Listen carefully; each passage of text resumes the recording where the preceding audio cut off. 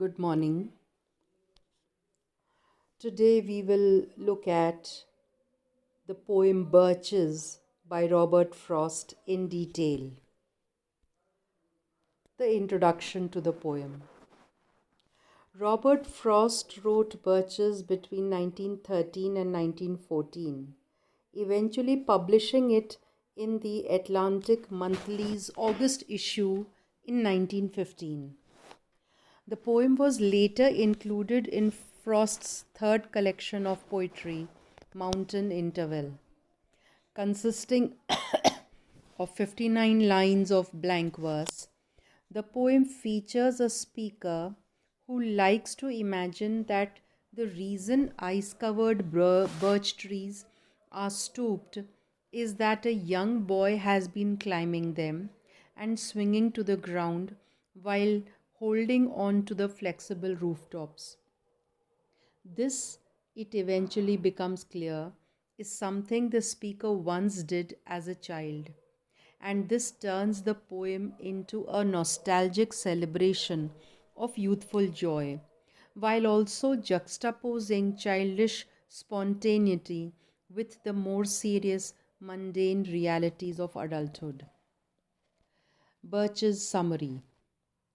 Whenever the speaker sees stooped birch trees, which stand out against the surrounding upright trees, the speaker likes to imagine that they are bent this way because a young boy has been holding on to their thin upper branches, and then, with the flexible trees in hand, swinging to the ground. That said, the speaker knows that swinging from the trees does not actually cause them to stay bent down the way ice storms do. Most people, the speaker posits, have seen birch trees covered in ice on bright mornings after a winter's rain. Birches like this scratch against one another in the wind, the ice around the branches glinting as it begins to crack. Before long, the sun heats up the ice covered branches and causes the fine layers of ice to fall, breaking across the hard crust that the snow has created on the ground. Falling and breaking like this creates so many shards means very small pieces of ice, that one might think some kind of sphere in heaven has shattered and fallen to earth. The birches get so weighted down by the ice that they sink to the level of scraggly, unhealthy ferns. They never break under this strain, though they also never return to their previous height after having been bent for so long. This is why passers by will notice such trees curving towards the ground for years after they have been bent, their leaves hanging down in the same way that hair might drape from the heads of young girls when they toss it forward while on their hands and knees, leaving it to hang like that as it dries in the sun. At this point, the speaker returns to the original focus of the poem, having gotten wrapped up in describing the effect of ice storms. Originally, the speaker meant to say that it is preferable to imagine that a boy bent the birch trees by swinging from them on his way to tend to his family's cows. This boy, the speaker imagines, lived too deep in the woods to play baseball in town, and instead had to find his own source of entertainment, amusing himself all through the year. Gradually, the boy bent all the birches on his father's property by swinging from their tops, which made the trees flexible and droopy. He did this so much, in fact, that there weren't any birches in the area that had not succumbed to him. The boy learned how to safely swing from the birch trees, learning that it is important to not jump before reaching the part where the trunk is most flexible, since otherwise the tree could snap and fall quickly to the ground. The boy maintained his composure as he climbed all the way up to the highest branches, moving with the same care one might use when slowly filling a cup to the very top and even just beyond the top. Then, when he reached the top of the tree, he jumped out and swung his legs gracefully through the air as he gradually sailed to the ground. The speaker used to be the kind of boy who swung from birch trees like this, and now fantasizes about one day swinging from the birches again. This fantasy crops up when the speaker becomes overwhelmed by the details and frustrations of everyday life. An experience that is like trying to navigate through a stretch of woods without any kind of trail, as trees and spider webs assault the speaker's face, which gets scratched by a small stick that cuts across the eye. The speaker says that it would be nice to escape Earth for a bit and then, after a little while, return and start all over again. This is not to say that the speaker wants some kind of omniscient being to misinterpret and partially fulfill this wish by taking the speaker away from Earth for good without any chance to return. The speaker believes that Earth is the only place to fully enjoy things like love, and there is no other place where things might be better than they are here. The speaker wants to die by climbing a birch tree, scaling its dark branches and its snow covered trunk in the direction of heaven until the speaker got so high that the tree could no longer support the weight and slowly bent over to place the speaker back on the ground. This feeling of escaping Earth while also returning to it, the speaker says, would be very nice. There are worse things than being someone who swings from birch trees.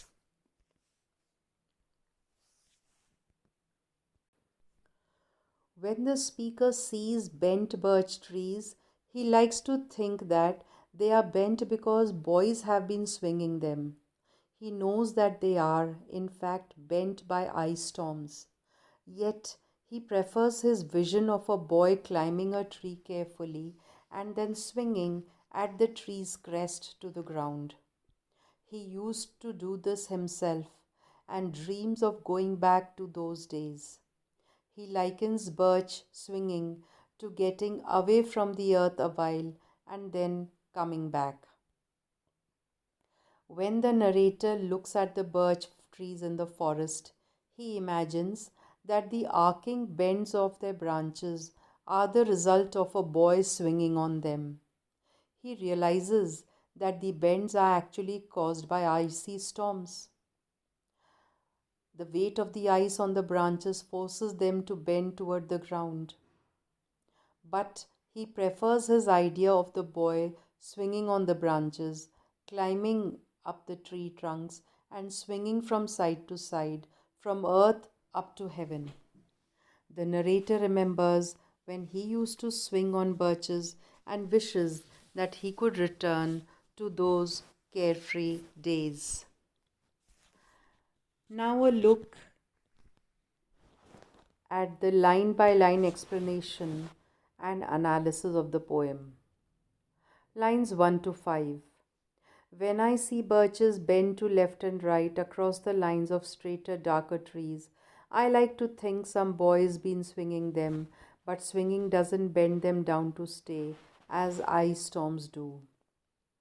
The poem begins with a simple image of bent birch trees, which stoop toward the ground and create a stark juxtaposition with the writer surrounding trees with the other surrounding trees that stand straight and tall.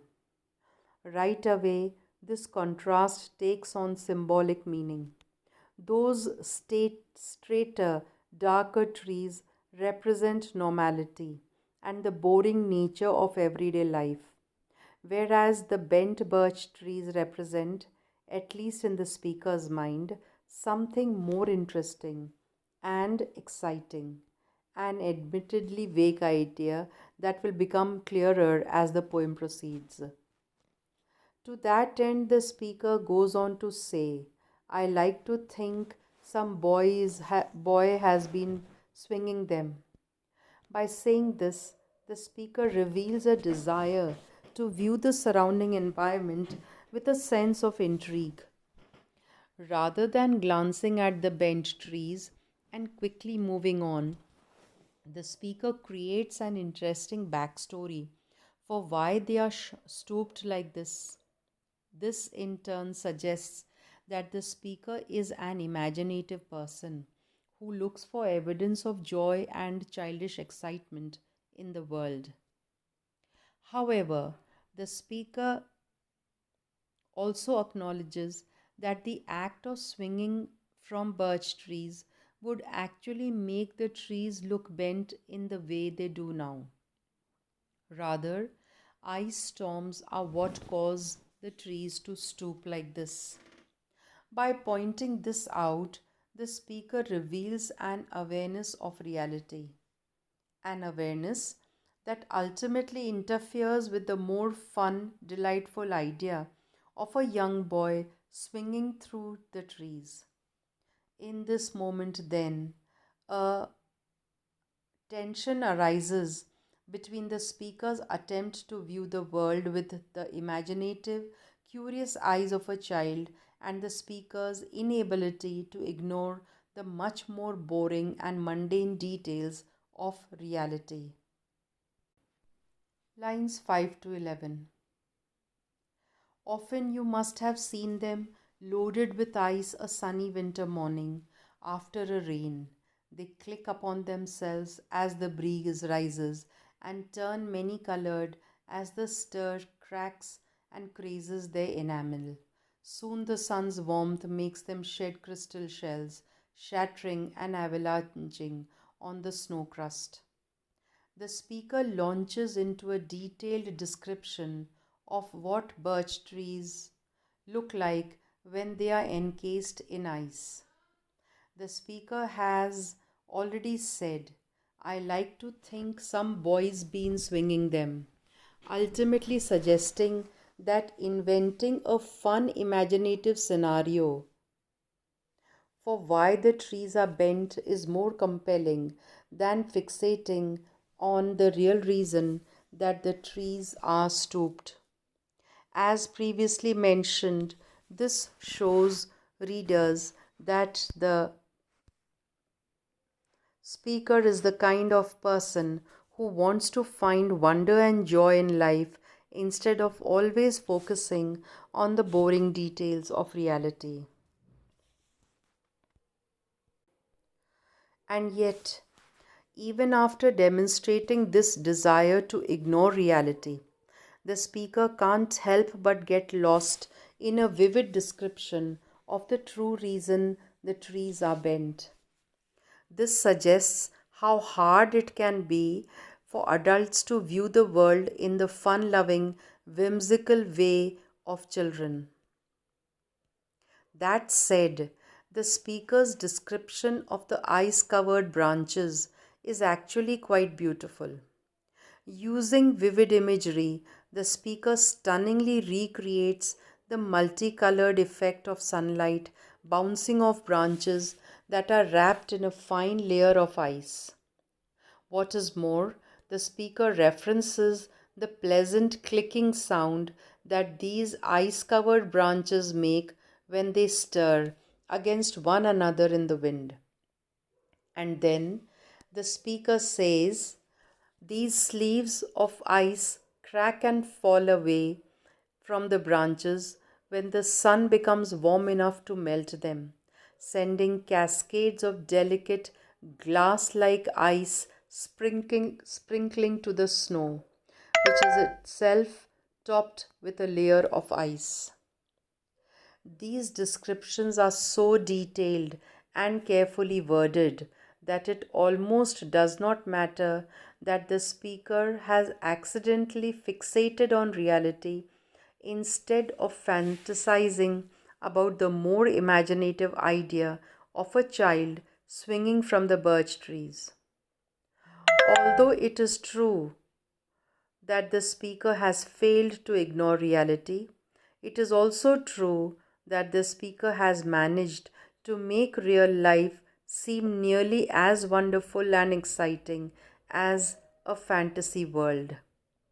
This in turn suggests that the speaker is uniquely capable of finding joy in life, even as an adult who wishes the world were more fantastical and full of childlike happiness.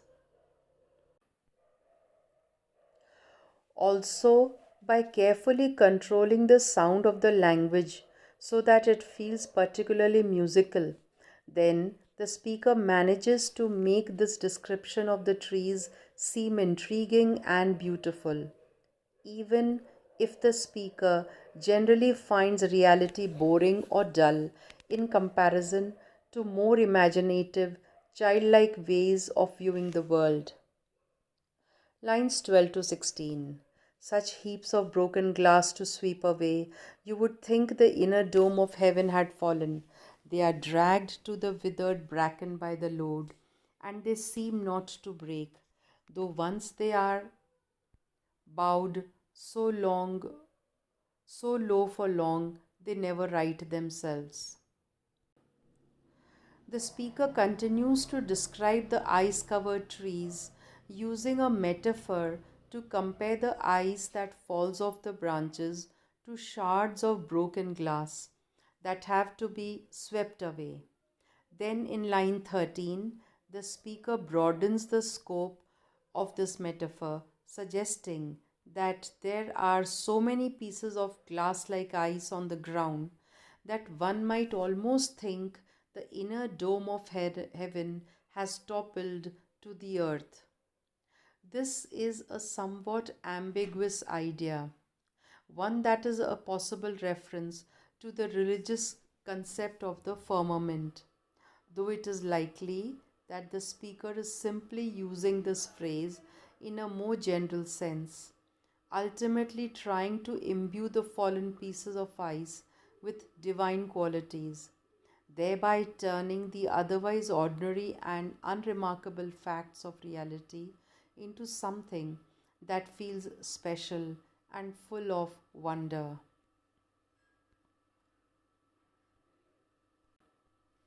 Returning to the image of the trees themselves, the speaker notes that the ice weighs them down so much that their tops are dragged to the withered bracken, meaning that they bend until they are level with ferns that have withered and shrunk. Despite how much they have been dragged down by the ice, though, the birch trees don't break. This in turn creates an image of resilience. Considering that the poem treats birch trees as a symbol of childhood wonder and joy, the fact that these trees are so durable suggests that the free spirited sense of possibility that defines childhood can, in fact, last forever, even if reality and the adult world often interfere. On the other hand, the stooped trees might also represent the ways in which the drudgery of adulthood beats down people down and make it difficult to lead a spontaneous, uplifting life.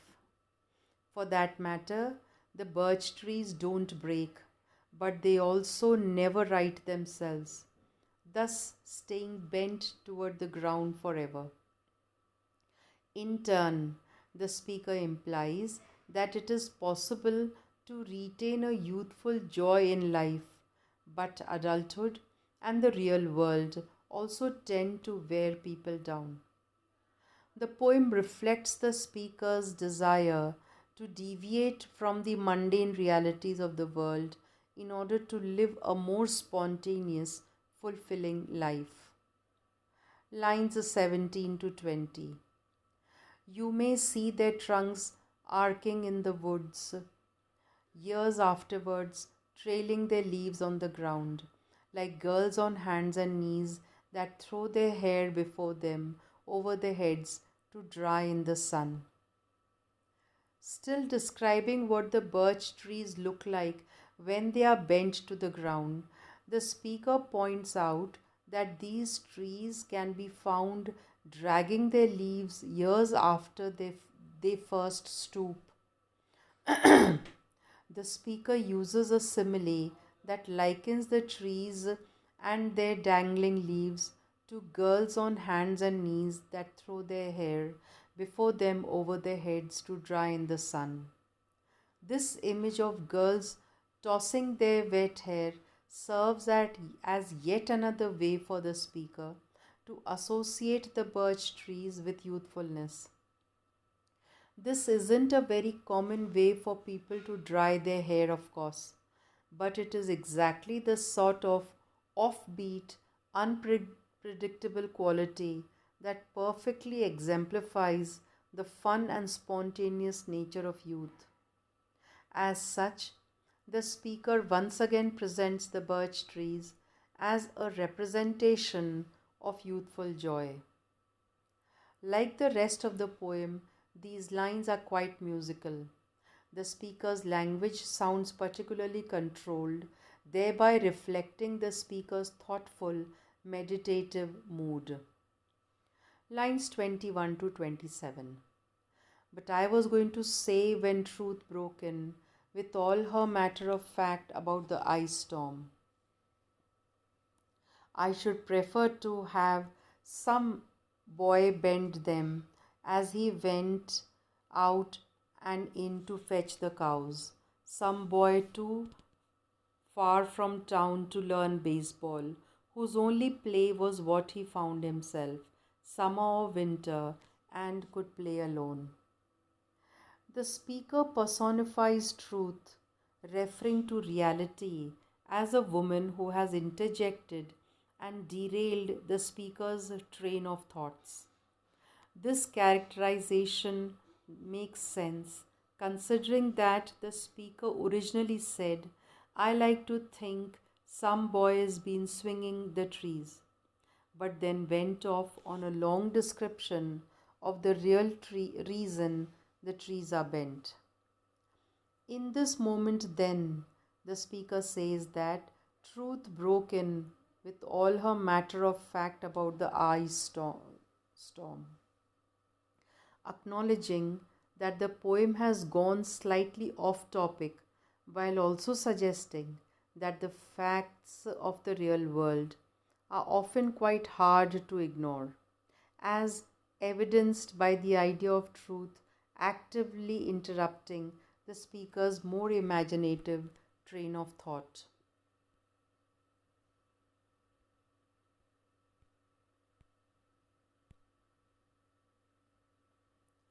Going on, the speaker envisions a boy swinging in the trees. This boy, the speaker imagines, lives too far away from town to play on a baseball team. So he has to find ways to keep himself entertained.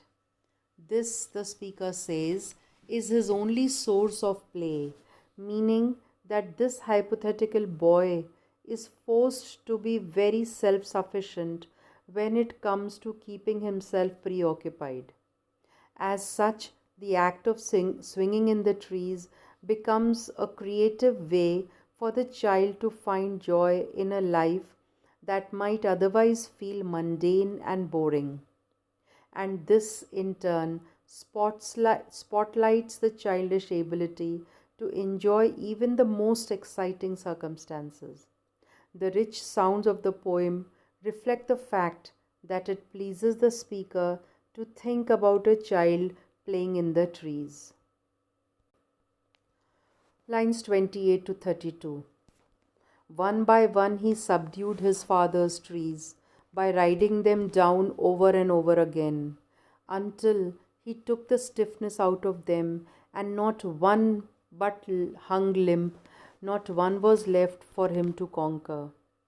The speaker imagines that the trees the boy climbs are on the property of the boy's father. By climbing them each day, then, the boy subdues them, gradually causing them to bend to the ground. The speaker highlights that this process happens little by little, using dicope in line 28 to repeat the word one in the phrase one by one, a phrase that underlines the notion that it takes time for all the trees in the area to stoop. Similarly, the speaker in line 31 says, and not one but hung limp, not one was left for him to conquer. This repetition of the phrase not one emphasizes that although it takes time for a boy to bend the surrounding trees, he ends up by managing to conquer every single birch tree.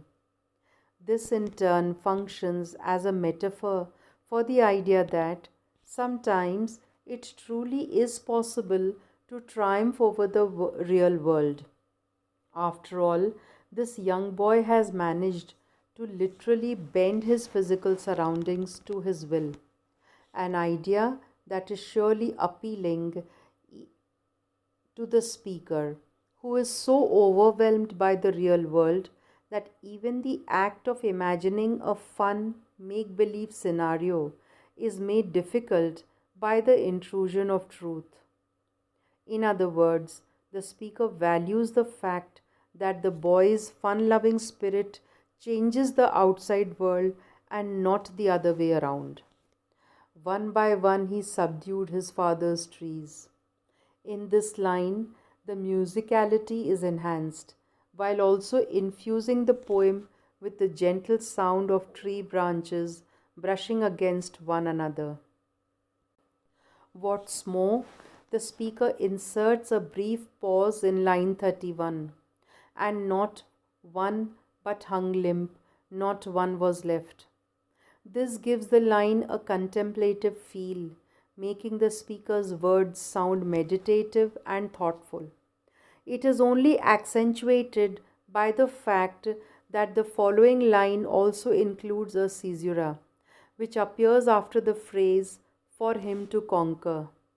As such, the speaker's pacing sounds measured and slow, an effect that aligns with the speaker's nostalgia for the joys of childhood.